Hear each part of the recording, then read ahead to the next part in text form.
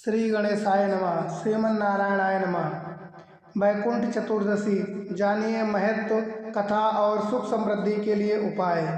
वैकुंठ चतुर्दशी हिंदू धर्म के प्रमुख त्योहारों में से एक है, जिसे कार्तिक मास के शुक्ल पक्ष की चतुर्दशी तिथि को मनाया जाता है। इस वर्ष 2024 में यह पर्व गुरुवार 14 नवंबर को पड़ रहा है। वैकुंठ चतुर्दशी का नाम भगवान विष्णु के दिव्य निवास स्थान वैकुंठ धाम से लिया गया है। इस दिन भगवान विष्णु और भगवान शिव की विशेष पूजना अर्चना की जाती है। धार्मिक मान्यताओं के अनुसार इस पर्व पर व्रत रखने और पूजा करने से व्यक्तियों को सभी पापों से मुक्ति मिलती है, साथ ही मोक्ष की प्राप्ति का मार्ग भी होता है। आइए वैकुंठ चतुर्दशी के महत्व, तिथि, पूजा विधि, पौराणिक कथाओं और कुछ विशेष बातों के बारे में विस्तार से जानें। वैकुंठ चतुर्दशी तिथि और शुभ मुहूर्त। वैकुंठ चतुर्दशी का पर्व कार्तिक मास के शुक्ल पक्ष की चतुर्दशी तिथि को मनाया जाता है। तिथि और शुभ मुहूर्त का विवरण इस प्रकार है। तिथि गुरुवार 14 नवंबर 2024। चतुर्दशी तिथि प्रारंभ 13 नवंबर रात 2:25 से। चतुर्दशी तिथि समाप्त 14 नवंबर रात 2:11 तक। निश्चित काल पूजा मुहूर्त 14 नवंबर रात 12:10 से 12:59 तक।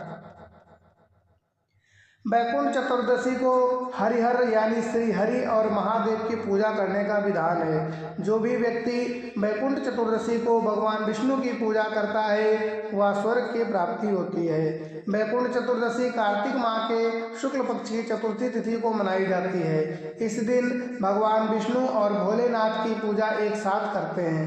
वैकुंठ चतुर्दशी को हरिहर यानी श्री हरि और महादेव की पूजा करने का विधान है। जो व्यक्ति वैकुंठ चतुर्दशी को भगवान विष्णु की पूजा करता है उसे स्वर्ग की प्राप्ति होती है। जीवन के अंत में उसे भगवान विष्णु के धाम वैकुंठ स्थान मिलता है। वैकुंठ चतुर्दशी के उपाय। वैकुंठ चतुर्दशी के दिन आप भगवान विष्णु और भगवान शिव दोनों की पूजा करें। साथ ही इस दिन भगवान विष्णु को बेलपत्री और शिव को तुलसी अर्पित करें। या चीज आज ही के दिन अर्पित करने का विधान है। ऐसा करने से आपके जीवन के सारे कष्ट कम हो जाएंगे और आपकी सभी मनोकामनाएं पूर्ण होंगी।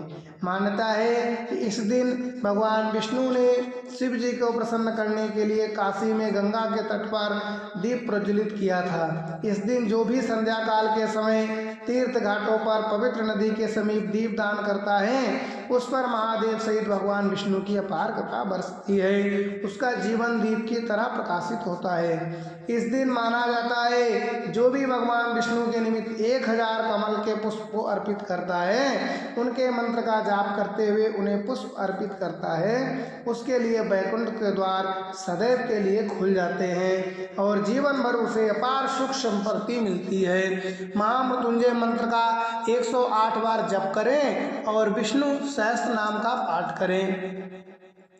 पौराणिक कथा के अनुसार एक बार सृष्टि के पालनहार विष्णु देवादिदेव महादेव का पूजन करने के लिए काशी आए।